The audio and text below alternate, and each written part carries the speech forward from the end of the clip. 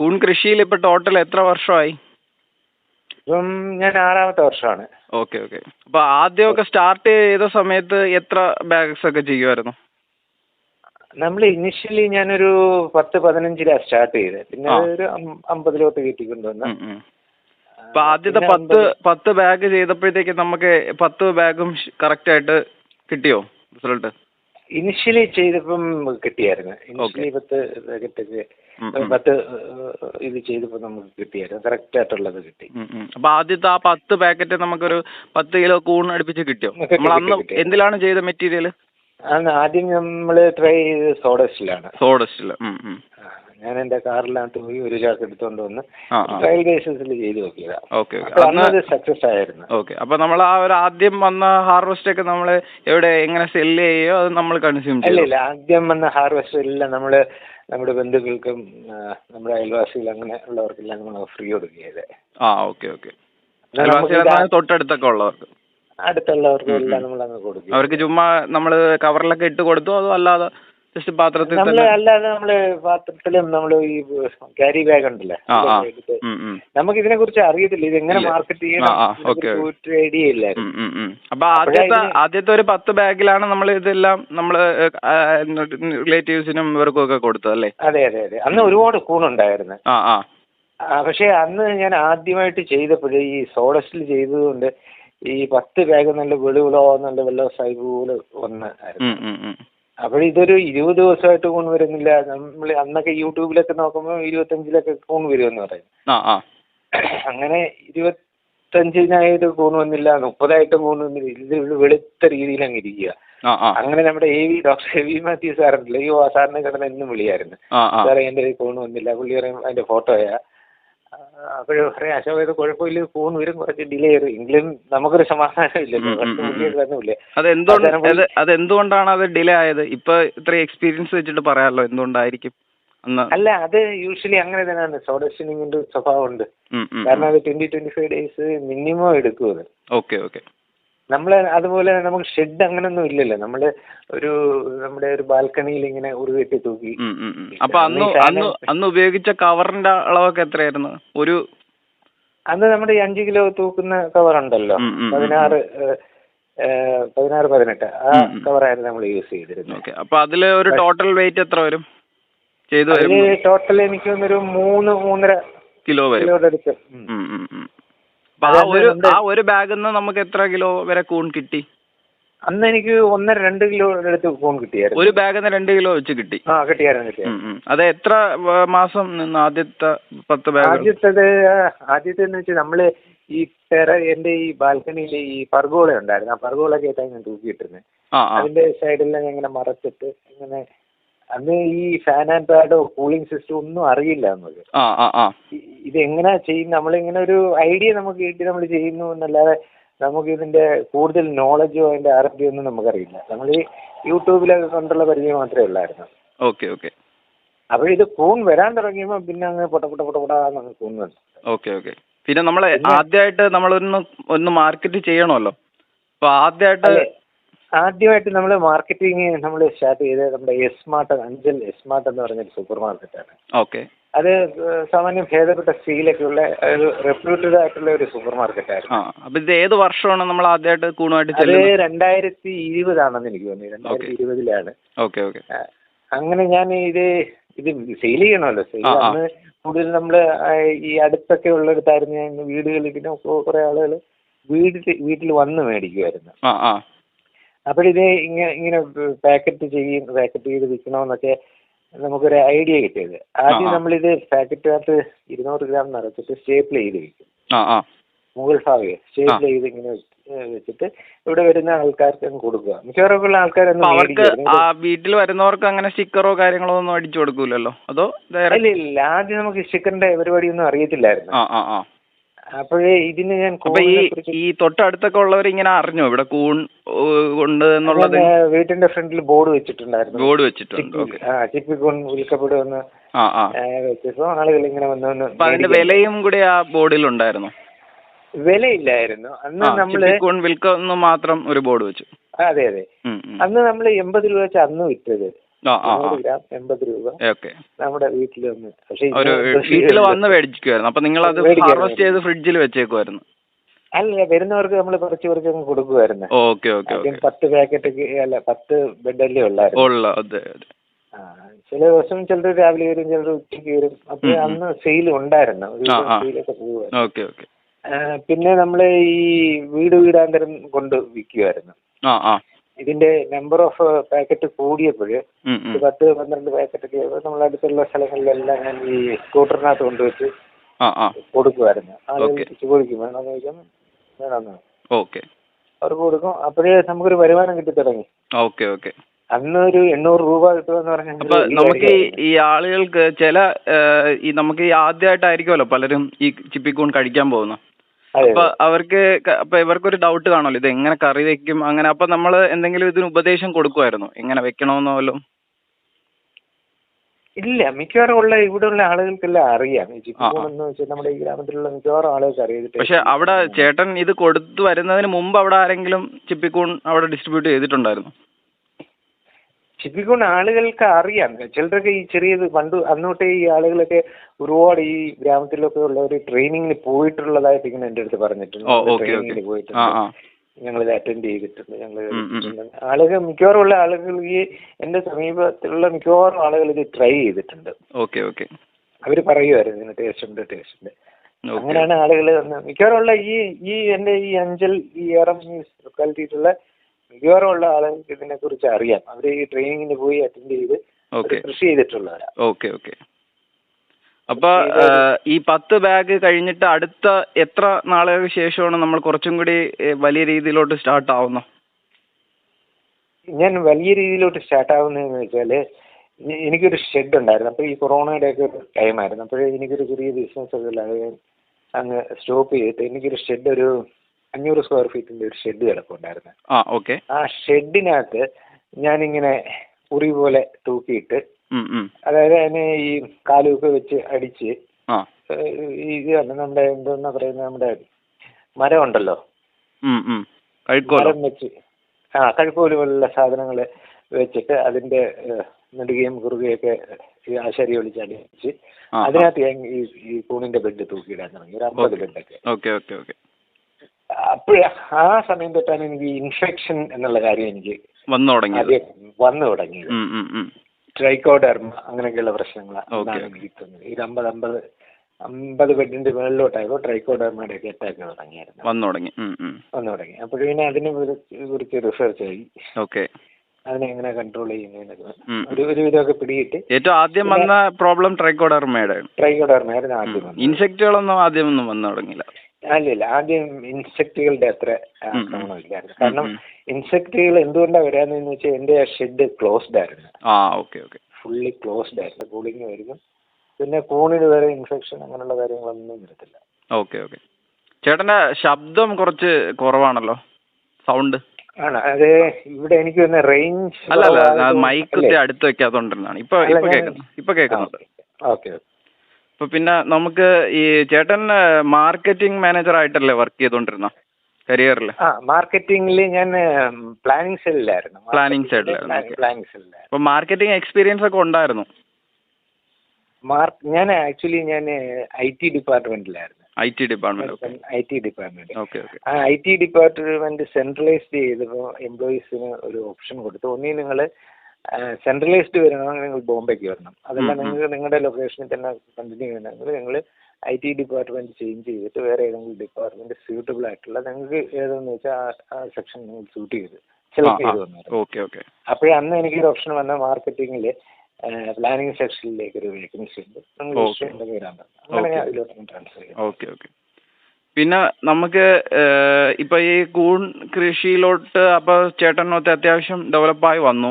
അപ്പൊ അതിനുശേഷമാണല്ലോ നമുക്ക് ബൾക്കായിട്ട് ഇനിയിപ്പോ മാർക്കറ്റ് ചെയ്യേണ്ട ഒരു സിറ്റുവേഷൻ വന്ന. അപ്പൊ നമ്മുടെ ഒരു പ്രോഡക്റ്റിനെ നമ്മൾ മാർക്കറ്റ് ചെയ്യാൻ വേണ്ടി നമുക്കൊരു വില വേണമല്ലോ, ഒരു കർഷകന് വില കിട്ടുമ്പോഴാണല്ലോ ഒരു ലാഭം വരുന്നത്. അപ്പൊ അതിന് എന്തൊക്കെയാണ് ചേട്ടൻ ചെയ്തത്? ഒന്ന് വെച്ചാൽ നമുക്ക് നമ്മുടേതായ ഒരു ബ്രാൻഡ് നമ്മൾ ഡെവലപ്പ് ചെയ്തെടുക്കണം. മെയിനായിട്ട് അതാണ്. നമ്മളിപ്പോൾ ഒരു വലിയൊരു കൂൺ കർഷകനോ ഇപ്പോൾ എന്തോ ആയിക്കോട്ടെ, നമ്മുടേതായ ഒരു ഐഡന്റിറ്റി മാർക്കറ്റിൽ എപ്പോഴും ഡെവലപ്പ് ചെയ്തിരുന്നു എങ്കിലേ നമുക്ക് സർവ് ചെയ്യാൻ പറ്റും. ഈ മാർക്കറ്റിങ്ങും സെയിലും രണ്ട് ഓപ്ഷനാണ്. ഇത് മാർക്കറ്റിംഗ് എന്ന് പറഞ്ഞാൽ നമ്മുടെ പ്രൊഡക്റ്റ് നമ്മൾ മാർക്കറ്റിൽ എങ്ങനെ ഇൻട്രൊഡ്യൂസ് ചെയ്യണം, അതാണ് മാർക്കറ്റിംഗ്. സെയിൽ എന്ന് പറഞ്ഞാൽ ഇപ്പം ഒരു മമ്മൂട്ടിയുടെ ഒരു സിനിമയിൽ കണ്ടില്ലേ, കണ്ടിട്ടുണ്ടോന്ന് എനിക്കറിയില്ല. മമ്മൂട്ടിയുടെ ഒരാൾ ചോദിക്കും ഈ പേഴ്സ് നിങ്ങൾക്ക് വിൽക്കാമോ എന്ന് ചോദിക്കും. ഈ പേഴ്സ് വിൽക്കാമോ? ഓർമ്മയുണ്ടോ? അത് ഞാൻ നല്ല ഓർക്കുന്നില്ല, പക്ഷെ അങ്ങനെ ഒരു സീൻ കണ്ടു. അപ്പൊ അതെ, അതിലെ അയാൾ ഒരു കണ്ണൊരു പേഴ്സ്, അത് അത്ര മോശമായ ഒരു പേഴ്സാ. ഫഹദ് ഫാസിലാ ചോദിക്കുന്നത്. അപ്പൊ മമ്മൂട്ടി പറയാൻ ഞാൻ സുഖമായിട്ട് വിറ്റ് കാണിച്ചു തരാന്ന് പറയും. ആ സീൻ ഓർമ്മ ഉണ്ടായിരിക്കും. അയാൾ പറയുന്നത് എൻ്റെ ഇത് 3000 രൂപയ്ക്ക് മേടിച്ചാൽ നിങ്ങൾക്ക് ഇത് 4000 രൂപയ്ക്ക് ഞാൻ വിറ്റ് കാണിക്കാം. ആ ഒരു സീൻ എനിക്ക് ഇപ്പോഴും ഇഷ്ടമാണ്. അതാണ് സെയിലിന്റെ ഓപ്ഷൻ എന്ന് പറയുന്നത്. അതാണ് നമ്മുടെ സ്കില്ല് എങ്ങനെ സെയിൽ ചെയ്യാന്നുള്ളത്. മാർക്കറ്റിംഗ് അതിലൊരു കമ്മ്യൂണിക്കേഷൻ ബാക്ക് ഇല്ല, അതായത് ഒരു പ്രാവശ്യമേ സെയിൽ ചെയ്യാൻ പറ്റുള്ളൂ.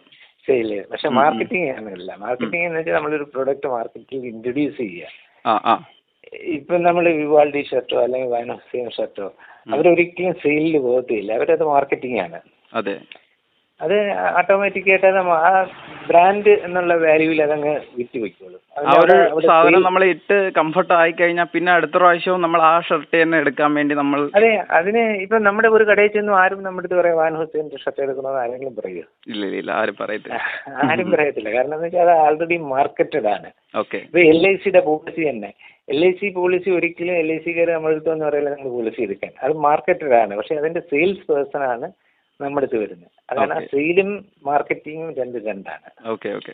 അപ്പോൾ നമ്മളെ പ്രൊഡക്റ്റ് നമ്മൾ എങ്ങനെ മാർക്കറ്റിൽ ഇൻട്രൊഡ്യൂസ് ചെയ്യുന്നു അതിനെ ഡിപ്പെൻഡ് ആയിരിക്കും നമ്മുടെ സെയില്. നല്ലതോടെ നമ്മൾ മാർക്കറ്റ് ചെയ്ത് കഴിഞ്ഞാൽ പിന്നെ സെയിലിന്റെ ആവശ്യമില്ല. അതെ. അപ്പൊ ഈ നമുക്കിപ്പോ പുതുതായിട്ട് കുറെ യുവാക്കൾക്ക് കൂൺ കൃഷിയോട് ആഭിമുഖ്യം തോന്നി അവര് പുതുതായിട്ട് ഈ ഫീൽഡിലോട്ട് വരാൻ താല്പര്യമുള്ള ഒരുപാട് പേരുണ്ട്. അപ്പൊ അവർക്ക് നൽകാനുള്ള ഉപദേശങ്ങൾ എന്തൊക്കെയാണ്? ഉപദേശം എന്ന് പറയുന്നത് നമ്മളിപ്പോൾ ഏതൊരു ജോലി ചെയ്താലും അതിൽ ആത്മാർത്ഥമായിട്ട് വർക്ക് ചെയ്യണം, എങ്കിലേ നമുക്കത് ഡെവലപ്പ് ചെയ്ത് മുന്നോട്ട് പോകാൻ പറ്റും.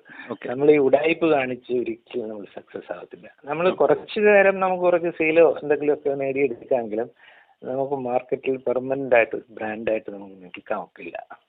നമ്മൾ ഫെയിലായി പോകും. പക്ഷേ നമ്മുടെ ആ ഒരു ബ്രാൻഡ് നമുക്ക് ഡെവലപ്പ് ചെയ്ത് എടുക്കണം എന്ന ആഗ്രഹം ഉണ്ടെങ്കിൽ നമ്മൾ സിൻസിയറായിട്ട് വർക്ക് ചെയ്യണം. വർക്ക് ചെയ്യണമെന്ന് വെച്ചാൽ നമ്മുടെ പ്രൊഡക്റ്റ് ആളുകൾ ഇഷ്ടപ്പെടണം. ഇപ്പം ഞങ്ങളുടെ മഷ്റൂമിനെ പറ്റി മിസ്റ്റി മഷ്റൂം എന്ന് പറഞ്ഞാൽ ഇപ്പം കൊല്ലം തൊട്ട് ട്രിവാൻഡ്രം വരെ ഉള്ള സൂപ്പർ മാർക്കറ്റിൽ ഓട്ടോമാറ്റിക് അത് വിറ്റ് പോകുന്നുണ്ട്. ഒരുപാട് ബ്രാൻഡുകൾ ഇരിക്കുന്നെങ്കിലും ഇപ്പം ലുലു മാളിൽ തന്നെ ഞങ്ങളുടെ പ്രൊഡക്റ്റ് വെച്ചിരുന്ന അത് വിറ്റ് പോകും. നമുക്കറിയാം എന്താ. അവിടെ നമ്മൾ ആ സിൻസിയറായിട്ട് നമ്മുടെ പ്രൊഡക്റ്റ് നല്ല ക്വാളിറ്റിയിൽ തന്നെ വിൽക്കണം. പിന്നെ പ്രൈസിൽ ഒരിക്കലും കോംപ്രമൈസ് ചെയ്യരുത്. ഇപ്പം നമ്മുടെ കോമ്പറ്റീറ്റർ കൊണ്ടുവന്ന് ഇപ്പം 100 രൂപയ്ക്ക് കൊടുക്കുന്ന പ്രൊഡക്റ്റ് ഇപ്പം 70 രൂപയ്ക്ക് വിൽക്കും. ചേട്ടാ ഒന്ന് സൗണ്ട് ഒന്ന് കൂട്ടി പറയോ? കുറച്ച് സൗണ്ട് കുറവ് ഫീൽ ആവുന്നുണ്ട്. ആണോ? ഇപ്പം നമ്മുടെ ഈ പ്രൊഡക്റ്റിൽ നമ്മളൊരു പ്രൈസ് ഇപ്പം ഒരു പ്രൈസ് നമ്മൾ ഫിക്സ് ചെയ്യുമല്ലോ. ആ പ്രൈസ് നമ്മൾ ഒരിക്കലും മാറ്റരുത്. ആ ഫിക്സ് ചെയ്ത പ്രൈസ് ആ റേറ്റിൽ തന്നെ പോകണം. ഇപ്പം നമ്മുടെ കോമ്പറ്റീറ്റർ നമ്മളെക്കാളും കുറഞ്ഞ വിലയ്ക്ക് വിൽക്കുകയാണെങ്കിൽ നമ്മൾ അതിൽ കുറച്ചുകൊണ്ട് വിൽക്കാൻ ശ്രമിക്കരുത്. നമ്മൾ ആ പ്രൈസിൽ തന്നെ വെച്ചേക്കണം. ഇഷ്ടമുള്ളവരെടുത്താൽ മതി. ഇപ്പം ഞാനൊരു എക്സാമ്പിൾ പറഞ്ഞില്ലേ, നമ്മുടെ വാൻ ഷർട്ട്, അവരെ പ്രൈസോ ക്വാളിറ്റി ഒന്നും അവരുടെ കോമ്പറ്റീറ്റേഴ്സ് ഒന്നും അവർ നോക്കില്ല. കാരണം വെച്ചാൽ ആ ക്വാളിറ്റിയിൽ തന്നെ അവർ പോകും. അതുപോലെ നമ്മളിപ്പോൾ ഒരു ബ്രാൻഡായിട്ട് നമ്മൾ ഇറങ്ങുന്നെങ്കിൽ അതിൻ്റെ ക്വാളിറ്റിയും അതിൻ്റെ പ്രൈസും നമ്മൾ കോൺസ്റ്റന്റ് ആയിട്ട് തന്നെ വെച്ചിരിക്കണം. ചിലർ കംപ്ലൈന്റ് പറയാറുണ്ട് ഈ ബാഗ് ചെയ്തിട്ട് 40-30 ദിവസമായിട്ടും ഹാർവസ്റ്റ് വന്നില്ല, വൈറ്റ് ആയിട്ട് തന്നെ കിടക്കുന്നു. അത് എന്തുകൊണ്ടായിരിക്കും അങ്ങനെ? അത് കാരണം എന്ന് വെച്ചാൽ അത് വരും. അത് നമ്മുടെ ഈ പ്രോപ്പറായിട്ടുള്ള ഈ നമ്മുടെ ഈ കൂൺ ഷെഡിനകത്ത് വെക്കാത്തത്തോളം കാലം ഇത് വൈറ്റ് ആയിട്ട് തന്നെ ഇരിക്കും. അതല്ലേ ഞാൻ പറഞ്ഞു ആദ്യം എനിക്കുണ്ടായപ്പോൾ ഇതിലെ വെള്ളസായി പൂരം ഇരിക്കുമായിരുന്നു. പക്ഷേ ചേട്ടൻ പിന്നെ 25ാമത്തെ ദിവസം ഫസ്റ്റ് ഹാർവസ്റ്റ് വന്നല്ലേ? 25 അത് എല്ലാത്തിലും ഒന്നും വന്നില്ല, കുറച്ചിനകത്തേ വന്നു. പിന്നെ ചിലതിലൊക്കെ അതിലും കൂടുതൽ 40 ദിവസവും കഴിഞ്ഞിടൊക്കെ ഉണ്ട്. അങ്ങനെ ചില പ്രശ്നങ്ങൾ വരുന്നുണ്ട്. പിന്നെ എൻ്റെ അടുത്ത് അന്ന് സാറ് പറഞ്ഞ വെള്ളം സ്പ്രേ ചെയ്യാനാണ് പറഞ്ഞത്. വെള്ളം സ്പ്രേ ചെയ്ത് കഴിഞ്ഞാലുള്ള കുഴപ്പമെന്ന് പറഞ്ഞാൽ കൂണൊക്കെ വരും, പക്ഷെ അതിനകത്ത് പെട്ടെന്ന് കീടങ്ങൾ ആക്രമണം വരും. പുഴുവൊക്കെ പിടിച്ചു, പിന്നെ ബാക്ടീരിയൽ കണ്ടാമിനേഷൻ ബാക്ടീരിയൽ കണ്ടാമിനേഷൻ വരും. പക്ഷെ ഈ ഫാൻ ആൻഡ് പാഡിൽ അങ്ങനെയുള്ള പ്രശ്നങ്ങൾ. ഇപ്പൊ ഫാൻ ആൻഡ് പാഡില് വെള്ളം സ്പ്രേ ചെയ്യാറുണ്ടോ ബെഡില്? ഇല്ല, ഞങ്ങൾ വെള്ളം സ്പ്രേ ഇല്ല. ഓക്കെ. ഹ്യൂമിഡിറ്റി ഒക്കെ എപ്പോഴും 90%? ഹ്യൂമിഡിറ്റി ഭയങ്കര, ഈ മഴക്കാലത്തൊക്കെ ഹ്യൂമിഡിറ്റി ഭയങ്കരമായിട്ട് ഷൂട്ടപ്പ് ചെയ്യുന്നു. അപ്പൊ കുറച്ചു നേരം ഇതൊക്കെ ഓഫ് ചെയ്തിടാറുണ്ടോ പാഡ്? അല്ല, പാഡ് ഓഫ് ചെയ്താല് ഇതിന്റെ ഒരു പ്രശ്നം എന്ന് പറഞ്ഞാൽ ഇപ്പൊ മഴ കണ്ടിന്യൂസ് ആവത്തില്ലല്ലോ. മഴ കഴിഞ്ഞാൽ പെട്ടെന്ന് അങ്ങ് ചൂടല്ലേ ഇപ്പൊ വരുന്നത്. അല്ല, ഫാൻ റണ്ണിങ്ങിൽ കിടക്കണം, പാഡിലുള്ള പമ്പ് നമുക്ക് ആവശ്യത്തിന് ഓഫ് ചെയ്യാലോ. അല്ല, ഓഫ് ചെയ്യാം, അത് ശരി തന്നെ. പക്ഷെ ഇപ്പൊ മഴക്കാലത്ത് ഇപ്പോഴുള്ള ക്ലൈമറ്റിന്റെ ഒരു പ്രത്യേകത ശ്രദ്ധിച്ചിട്ടുണ്ടോ? മഴ പെട്ടെന്ന് പെയ്യും, അത് കഴിഞ്ഞിട്ട് മഴ സ്റ്റോപ്പാകും. ഈ മഴ സ്റ്റോപ്പായി കഴിഞ്ഞാൽ ഉടൻ തന്നെ ഈ ചൂടങ്ങ് കൂടുകയാണ്. അത് ശ്രദ്ധിച്ചിട്ടുണ്ടോ? അത് ചൂട് കൂടും, പക്ഷെ ഹ്യൂമിഡിറ്റി ഉണ്ടല്ലോ, അകത്ത ഹ്യൂമിഡിറ്റി ഒന്ന് മെയിൻറ്റെയിൻ ആയി. ഹ്യൂമിഡിറ്റി അത് കുറച്ച് നേരം അങ്ങനെ നിൽക്കും, ചില ഹ്യൂമിഡിറ്റിയും ചിലപ്പം താണു പോകും. ആ സമയങ്ങളിൽ നമ്മള് പാഡ് ഓൺ ചെയ്യേണ്ടി വരും. അല്ല, അപ്പൊ നമുക്ക് ഈ ഹ്യൂമിഡിറ്റി കൂടുതൽ നിൽക്കുമ്പോഴത്തേക്ക് നമുക്കൊരു ഹാർവെസ്റ്റ് ടൈമില് കൂണിന്റെ ഒരു ഈർപ്പം ഫീൽ ആവും. അല്ല, അങ്ങനെ വരുമ്പോഴും നമ്മൾ ഈ പാഡ് ഓഫ് ചെയ്യണം. അതിപ്പോ രാത്രിയൊന്നും നമുക്ക് പോസിബിൾ അല്ല. രാത്രി നമ്മൾ ഉറങ്ങി കിടക്കുമ്പോഴും ഓഫ് ചെയ്യാനൊന്നും പറ്റില്ല. ഇപ്പൊ രാവിലെയൊക്കെ എണീക്കോ എല്ലാ ദിവസവും?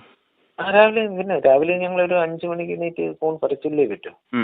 ഇത് ഈ ഒരു ഹാബിറ്റ് തുടങ്ങിയത് എന്നോട്ടാണ് ഈ 5 മണിക്ക് രാവിലെ?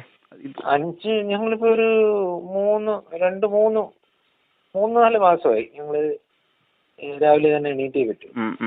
പണ്ട് നിങ്ങൾക്ക് ഇത്രയും കൂണില്ലാത്ത സമയത്ത് നിങ്ങൾ എത്ര മണിക്കൊക്കെ ആയിരുന്നു എണീറ്റുകൊണ്ടിരുന്നത്? അല്ല, ഈ 5-6 മാസമായിട്ട് ഞങ്ങൾക്ക് കൂണുണ്ടായിരുന്നു. പുതിയ ഷെഡ് വന്നപ്പോ കൂണായി തുടങ്ങി. നമ്മള് ഇത് റെഗുലർ ബേസിലാണ് പോവാണ്. എത്ര നേരം എടുക്കും നമുക്ക് കൂൺ ഹാർവെസ്റ്റ് ചെയ്ത് എടുക്കാൻ? കൂൺ കംപ്ലീറ്റ് ഞങ്ങള് 2 പേരാണെങ്കിൽ ഒരു 2-3 മണിക്കൂറൊക്കെ എടുക്കും. അത്രയും ടൈം എടുക്കും അല്ലേ? ഹാർവെസ്റ്റിംഗ്, ക്ലീനിങ് ആൻഡ് കട്ടിങ് അല്ലേ? എല്ലാം കൂടി 3 മണിക്കൂർ കൂടുതൽ എടുക്കും. ഓക്കെ. 2 പേരാണെന്ന് വെച്ചാൽ സ്റ്റാഫ് ഉണ്ടോ അതോ? ഒരു സ്റ്റാഫും ഉണ്ട്, ഞാനും വൈഫും ഉണ്ട്, പിന്നെ അമ്മയും ഹെൽപ്പ് ചെയ്യും. അപ്പൊ 3-4 പേരൊക്കെ നിന്ന് ചെയ്യുന്നുണ്ടല്ലേ? പിന്നെ നമ്മള് ഒരു 100 പാക്കറ്റ് നിങ്ങൾ പാക്ക് ചെയ്ത് വെക്കുന്നത് ഒരുപാട് ടൈം പോകും. നമ്മൾ പറയുന്നതല്ല, അത് നമ്മൾ പാക്ക് ചെയ്തെടുക്കുക ടൈം തന്നെ. അത് മാത്രമല്ല, അതിനകത്തുള്ള സ്റ്റിക്കർ ഒട്ടിച്ച് നമ്മളത്. സ്റ്റിക്കറിൽ നിങ്ങൾ സീലാണോ അടിക്കുന്നത്, എഴുതുകയാണോ ചെയ്യുന്നത്? ഡേറ്റ് നമ്മൾ സീല് അടിച്ചു എഴുതോ അല്ലാതെ എന്തെങ്കിലും? ഇല്ല, എഴുതത്തില്ല. ബാങ്കിലൊക്കെ നമ്മള് അല്ല, നമ്മൾ സീലാവുമ്പോഴത്തേക്ക് ആൾറെഡി ആ സീലോടുകൂടി വെച്ചിട്ട് അടിച്ചടിച്ചടിച്ചടിച്ച് പിന്നെ വേറെ ഒന്നും എഴുതാനൊന്നും ഇല്ലല്ലോ. 100 എണ്ണം ആയാലും. ഇനിയിപ്പം ഞങ്ങള് അത് ആ സിസ്റ്റം അങ്ങ് മാറ്റിയിട്ട് നമ്മള് കവർ പ്രിന്റഡ് ആയിട്ടുള്ള കവർ മേടിക്കുകയാണ്. ഓക്കെ. എന്നുള്ള പ്രിന്റഡ് ലോഗോ അടിച്ച് അത് മേടിച്ചിട്ട് അതിനകത്ത് ഡേറ്റ് മാത്രം അങ്ങ് പ്രിന്റ് ചെയ്തെടുത്താൽ മതിയല്ലോ. ഓക്കെ. കാരണം ഇത് പോസിബിൾ അല്ല. നമ്മള് സ്റ്റിക്കറൊക്കെ ഒട്ടിച്ചെടുക്കുക ഭയങ്കര സമയം ഒരുപാട് എടുക്കുന്നു അല്ലേ? ഒരുപാട് സമയം പോകും. അത് മാത്രമല്ല 8 മണിക്ക് നമ്മൾ ഇറങ്ങണ്ടേ. നിങ്ങൾക്ക് രാവിലെ ഇറങ്ങി അങ്ങ് വരെ എത്തണം. ട്രിവാൻഡ്രം ഫസ്റ്റ് ലുലുവിലാണല്ലേ എത്തുന്നത്? അല്ല, ഫസ്റ്റ് നമ്മൾ ലുലുവിലില്ല. നമ്മള് വഴികളിൽ ചില കടകളിലൊക്കെ ഷോപ്പുകളിൽ കൊടുത്തിട്ടേ പോകും. ഓക്കെ. ധന്യ മാർക്കറ്റിലൊക്കെ നമ്മൾ രാവിലെ കൊടുത്തേ പോകും. അവരൊക്കെ പക്ഷേ 9 മണിക്കല്ലേ സ്റ്റാർട്ട് ചെയ്യുള്ളൂ? ധന്യ സൂപ്പർ? അല്ല, ധന്യ നമ്മള് ബില്ല് എഴുതി അവിടെ അവരുടെ കടയുടെ മുമ്പില് ഈ പാലൊക്കെ വെച്ചിട്ടുണ്ട്. ഓക്കെ. അവിടെ നമ്മൾ വെച്ചിട്ടാണ് പോകും. അപ്പൊ പിന്നെ പേയ്മെന്റ് പിന്നെ എന്തെങ്കിലും ഒരു ദിവസം നമ്മൾ തിരിച്ചു വരുമ്പോഴാണ് മേടിക്കുമല്ലേ? അല്ല, അങ്ങനെയുള്ള സമയങ്ങളിൽ നമ്മൾ വൗച്ചർ എഴുതി വെച്ചിട്ട് പോകും. എന്നിട്ട് ബില്ല് ഫൈനലി ഒറ്റ ബില്ലാട്ടാൻ കൊടുക്കും, ഒരു 10 ദിവസത്തെ ബില്ല്. ഓക്കെ. അപ്പൊ ആ ഒരു ദിവസം നമ്മളപ്പോ ബില്ല് മേടിക്കുന്ന ദിവസം നമുക്ക് എങ്ങനെയാണ് ഓപ്പറേറ്റ് ചെയ്യുന്നത്? അത് ആ ദിവസം നമ്മൾ താമസിച്ചു പോകും? നമ്മൾ അവിടെ പോകും. ആ ദിവസം നമ്മള് ആൾട്ടർനേറ്റീവ് ഒന്നുകിൽ ഞാനോ അല്ലെങ്കിൽ ആ പുള്ളിക്കാരൻ തിരിച്ചു വരുമല്ലോ, തിരിച്ചു വരുന്ന റൂട്ടിൽ അവിടെ ബില്ല് എഴുതി കൊടുത്ത്. ഇപ്പൊ ഒരു കൗണ്ടറിൽ നമ്മൾ 5 പാക്കറ്റാണ്, 10 ദിവസം 50, 8-5 40, 4000 രൂപയുടെ ബില്ല് എഴുതി കൊടുത്തിട്ട്. ഇതെല്ലാം ലിക്വിഡ് ക്യാഷ് ആയിട്ടാണല്ലേ തരുന്നത്? അല്ല, അത് ഒരു RTGS ബാങ്കിലങ്ങ് ട്രാൻസ്ഫർ ചെയ്തു. ഓക്കെ, അങ്ങനെയാണെങ്കിൽ നമുക്ക് അവരുടെ നമ്മൾ പോവാതെ തന്നെ അവർ ട്രാൻസ്ഫർ ചെയ്ത് തരികയാണെങ്കിൽ നമുക്ക് കുറച്ചും കൂടി ആ സമയം നമുക്ക് ലാഭിക്കാം. അതിപ്പോ ലുലു മാളിനെയൊക്കെ സംബന്ധിച്ച് നമുക്ക് ബുദ്ധിമുട്ടില്ല, കാരണം അവരങ്ങ് RTGS ചെയ്തോളും. Okay okay. അത് നമ്മൾ അവിടെ വേറൊന്നും ഇല്ലല്ലോ, വേറെ ഓപ്ഷനൊന്നും ഇല്ലല്ലോ. അവിടെ നമ്മൾ എത്ര പാക്കറ്റ് കൊണ്ട് വെച്ചു, റിട്ടേൺ ഉണ്ടെങ്കിൽ അവർ പറയുന്നത് നിങ്ങളുടെ റിട്ടേൺ ഇരിക്കുന്നു. ഓക്കെ. ഇപ്പൊ ചേട്ടൻ എത്ര സ്റ്റാഫ് ഉണ്ട്? ഇപ്പം നമ്മുടെ ബെഡ് കെട്ടാൻ 2 പേരുണ്ട്. പിന്നെ ഇത് പാക്ക് ചെയ്യാൻ ഒരാളുണ്ട്. പിന്നെ വിത്തിന്റെ ഇതിന് ഒരാളുണ്ട്. പിന്നെ മാർക്കറ്റിംഗില് ഇപ്പൊ അറ്റ് പ്രസന്റ് ഒരാളേ ഉള്ളൂ. ഒരാളുടെ ഇപ്പൊ ഓഫ് ആക്കിക്കൊണ്ട് നമ്മുടെ ഒരാൾ ഇപ്പൊ വരുന്നില്ല, അയാൾക്ക് ഒരു എക്സാം ആയതുകൊണ്ട്. മറ്റേ നിങ്ങൾ ലോക്കലിൽ കൊടുത്തോണ്ടിരുന്നല്ലേ? ലോക്കലിൽ കൊടുത്തോണ്ട്. അപ്പൊ ഇപ്പൊ ചേട്ടനാണ് അത് കൊടുക്കുന്നത് ലോക്കലിന്? അവിടെ ഇപ്പൊ ഞാനാണ്. അപ്പൊ പിന്നെ മറ്റേതും കൂടി എങ്ങനെ രണ്ടും കൂടി മാനേജ് ചെയ്യും? ഏതാണ്? ലോക്കൽ. ഇന്ന് എനിക്ക് അങ്ങനെ പ്രശ്നം ഉണ്ടായി. കാരണം ഇതിൽ ഈ സ്റ്റാഫ് മെയിൻ നമ്മുടെ മാർക്കറ്റിംഗിൽ പോകുന്ന പയ്യൻ ഓഫായി കഴിഞ്ഞാൽ പിന്നെ എല്ലാം നമ്മുടെ ഡിസ്റ്റർബ് ആവും. പിന്നെ എനിക്ക് അങ്ങോട്ടും ഇങ്ങോട്ടും ഒന്നും തിരിയാൻ പറ്റാതായിട്ട്. അല്ല, അപ്പൊ നമുക്ക് ആ ഇവിടുത്തെ ലോക്കൽ മാർക്കറ്റിലും കൊടുത്തു തീർന്നിട്ട് വേണ്ടേ നമ്മൾ ലുലു സൈഡിലോട്ട് പോവാൻ? ഇല്ല, ലുലുവിൽ പോയിട്ട് ലോക്കലിൽ വരാം. ഉച്ചയൊക്കെ ആവുമല്ലേ ഇവിടെ ലോക്കലിൽ വരാം? ഉച്ച കഴിയും, 2-3 മണിക്ക് ഇത് കൊണ്ടുവയ്ക്കാൻ പറ്റും. അപ്പൊ ആ സമയത്ത് വെച്ചാലും പ്രശ്നമില്ലേ? വൈകിട്ട് പോയിക്കോളൂ അത്. Okay okay okay. നല്ല പ്രശ്നം വരത്തില്ല. ഈ റിട്ടേൺ വരുന്നത് ഇപ്പൊ തൽക്കാലം ഒന്നും ചെയ്യുന്നില്ല അല്ലേ? ഒന്നും ചെയ്യില്ല, ഇപ്പൊ കളയാണ്. ഓക്കെ. കമ്പോസ്റ്റ് എന്ത് ചെയ്യുന്നു? കമ്പോസ്റ്റിന്റെ അതും അതിന്റെ പ്രൊജക്റ്റ് ഉണ്ട്. അത് ഇത്തിരി കോസ്റ്റ് വരും അത്. Okay okay. ഇതില് കുറച്ച് ഇമ്പ്രൂവ്മെന്റ് ഇനി വരാൻ നമുക്ക് കുറച്ച് സഹകരണ സംഘങ്ങൾ പോലുള്ള സാധനങ്ങൾ വരികയാണെങ്കിൽ നമുക്ക് ഇതിന്റെ ബൈ പ്രോഡക്റ്റുകൾ, ഇതിന്റെ ഇതിന്റെ കമ്പോസ്റ്റ് ബൾക്കായിട്ട് കർഷകരിൽ നിന്ന് കളക്ട് ചെയ്ത് അങ്ങനെ ഒരു സിസ്റ്റം ഒക്കെ വന്നു കഴിഞ്ഞാൽ നമ്മൾ ഒരു ഇനിഷ്യേറ്റീവായിട്ട് തുടങ്ങിയാൽ ഇത് എല്ലാവരും സഹകരിക്കണമെന്നില്ലല്ലോ. അത് അങ്ങനെ ഒരു ഡ്രോബാക്ക് ഇല്ല. എല്ലാരും നമ്മള് ചിന്തിക്കുന്ന പോലെ ആയിരിക്കില്ല. ഇതിന്റെ ഇപ്പം തന്നെ വേറൊരു പ്രശ്നം എന്ന് പറഞ്ഞാൽ, ഇപ്പം കൂൺ കൃഷി എൻ്റെ അടുത്ത് പഠിക്കാൻ വന്ന 1-2 പേരുണ്ട്. ഒരാള് പഠിക്കാൻ വന്ന, ഒരാൾ ജോലിക്ക് വന്നതാ.